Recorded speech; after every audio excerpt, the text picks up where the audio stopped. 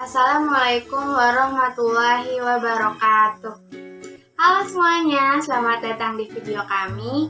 Pada video kali ini, saya dan teman-teman saya dari kelompok 10 akan membahas tentang akad murabahah dalam pembiayaan syariah, di mana video ini kami buat untuk memenuhi tugas besar 1 mata kuliah akuntansi keuangan syariah yang diampu oleh Bapak Muhammad Thorik.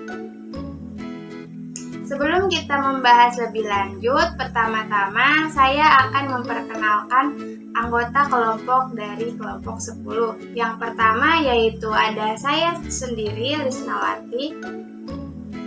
Saya Firda Widiasari. Saya Hendy Buntoro. Saya Salsabila Aprilia. Sekian perkenalan dari kami, mari kita membahas tentang materinya.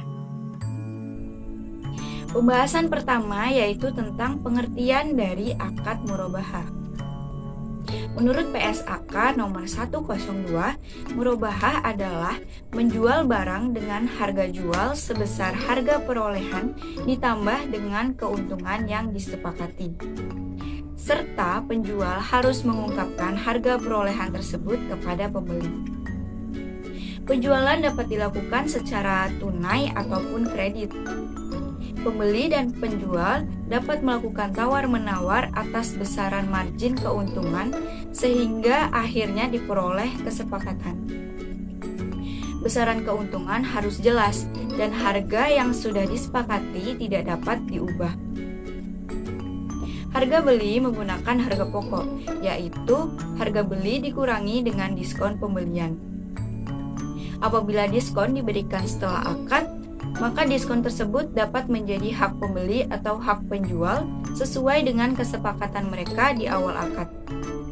Dalam PSAK nomor 102 dijelaskan lebih lanjut, apabila akad tidak mengatur, maka diskon tersebut menjadi hak pembeli. Selanjutnya, saya akan membahas tentang perusahaan pembiayaan syariah yang menggunakan akad murabahah. Salah satunya adalah ACC Syariah. Astra Credit Companies, atau yang biasa disingkat ACC, adalah sebuah perusahaan pembiayaan mobil dan alat berat. Sesuai dengan Peraturan Otoritas Jasa Keuangan Nomor 29/POJK.05/2014, ACC melakukan perluasan usaha di bidang pembiayaan investasi, pembiayaan modal kerja, pembiayaan multiguna, dan sewa operasi atau operating lease, baik dengan skema konvensional maupun skema syariah. PT Astra Sedaya Finance yang merupakan cikal bakal ACC berdiri pada tanggal 15 Juli tahun 1982 dengan nama PT Raharja Sedaya. PT Raharja Sedaya ini didirikan guna mendukung bisnis otomotif grup Astra.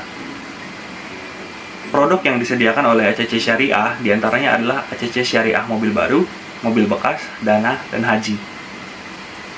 Selanjutnya kita akan memasuki contoh transaksi akad murabahah. Pada tanggal 1 September 2021, PT 10 Vinasaraya membeli mobil dari Hatsu seharga Rp107.750.000. Perusahaan memutuskan untuk mendatangi Asisi Syariah untuk membeli mobil yang diinginkan.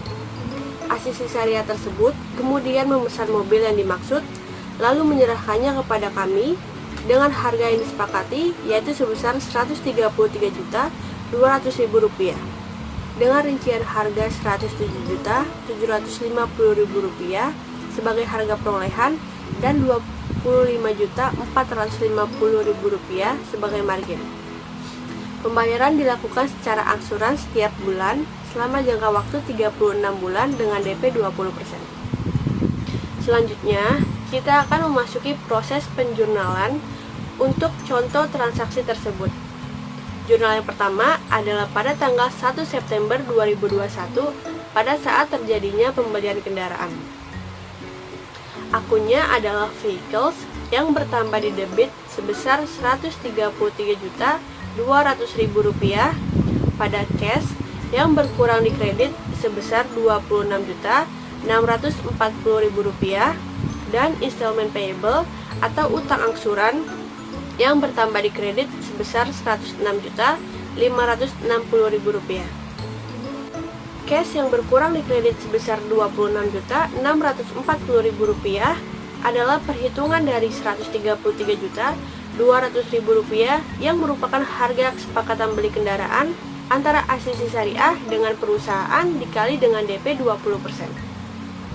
Dan untuk installment payable atau utang angsuran sebesar Rp106.560.000 adalah perhitungan dari Rp133.200.000 yang merupakan harga kesepakatan beli kendaraan dikurang dengan 20% DP sebesar Rp26.640.000.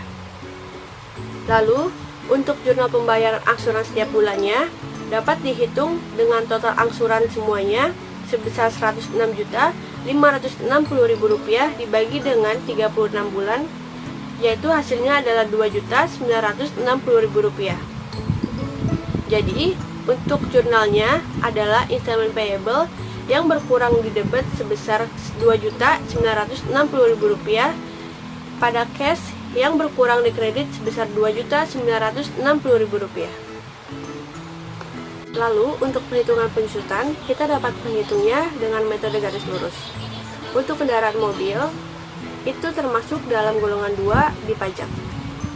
Jadi, Rp133.200.000 yang merupakan harga kesepakatan beli, kita kalikan dengan 12,5%, hasilnya adalah Rp16.650.000.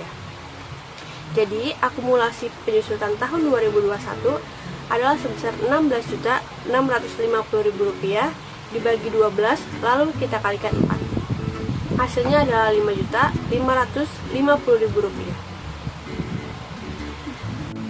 Lalu untuk pencatatan jurnal penyesuaian tanggal 31 Desember 2021 adalah depreciation expense vehicles didebit sebesar Rp5.550.000 pada akumulasi depreciation of vehicles dikredit sebesar Rp5.550.000. Yang terakhir yang akan saya bahas di sini yaitu tentang pengaruhnya terhadap laporan keuangan.